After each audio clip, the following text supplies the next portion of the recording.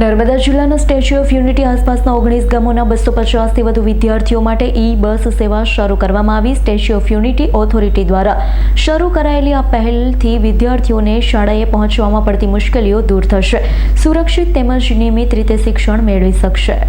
બસ સેવાનો મુખ્ય ઉદ્દેશ્ય ઓથોરિટી વિસ્તારના ગામડાઓમાં રહેતા વિદ્યાર્થીઓને ગુણવત્તાયુક્ત શિક્ષણ સુલભ બનવાનો છે। ગોરા, બોરિયા, ગરુડેશ્વર અને નવાગામ સહિતના 5 શાળાઓના વિદ્યાર્થીઓના સેવાનો લાભ મળશે। પ્રારંભિક દિવસે જ 180થી વધુ વિદ્યાર્થીઓએ સુવિધાનો ઉપયોગ કર્યો છે। આ પહેલ અંતર્ગત દરરોજ સવારે 9 થી 10:30 અને સાંજે 4:30 થી 6 દરમિયાન AC બસ સેવા ઉપલબ્ધ રહેશે। કુલ 5 ઇલેક્ટ્રિક બસ આ સેવા માટે ફાળવવામાં આવી છે।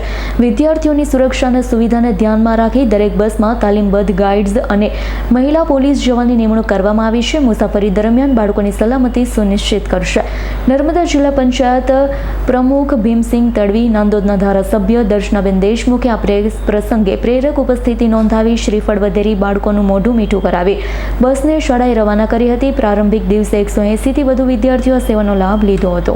આજ રોજ નર્મદા જિલ્લાના ગરડેશ્વર તાલુકાના એકતાનગર એટલે કે સ્ટેચ્યુ ઓફ યુનિટીના ઓથોરિટી વિસ્તારમાં આવતા 19 ગામોના જે શાળાએ જતા વિદ્યાર્થી મિત્રો છે એમના માટે સારી રીતે એ લોકો શાળાએ જઈ શકે, એમના અભ્યાસમાં કોઈ તકલીફ ન પડે અને સમયસર શાળાએ પહોંચી શકે એ માટે એક ખૂબ જ સુંદર એક આયોજન થયું છે અને જેના ભાગરૂપે આ સ્ટેચ્યુ ઓફ યુનિટી વિસ્તારના આવતા દરેક ગામોમાંથી જે બાળકો 200 જેટલા બાળકો જે આ શાળામાં અભ્યાસ કરવા જાય છે એ લોકોને માટે શાળામાં સારી રીતે પહોંચવા એક બસનું આયોજન કરવામાં આવ્યું છે। અને આ સ્ટેચ્યુ ઓફ યુનિટીની આ બસ દ્વારા વિદ્યાર્થીઓને સમયસર ત્યાં એમના શાળાએ પહોંચાડવામાં આવશે અને સાથે સાથે એમને ત્યાંથી લઈ આવવાની પણ વ્યવસ્થા કરવામાં આવી છે। તો આ ખૂબ જ સુંદર એક આયોજન થયું છે જેમાં વિદ્યાર્થીઓ પણ ખૂબ જ ખુશ છે, સમયસર શાળાએ એમને જવા મળે છે અને સાથે સાથે સ્ટેચ્યુ ઓફ યુનિટીનો આ અભિગમ એક લોકોની સેવા માટે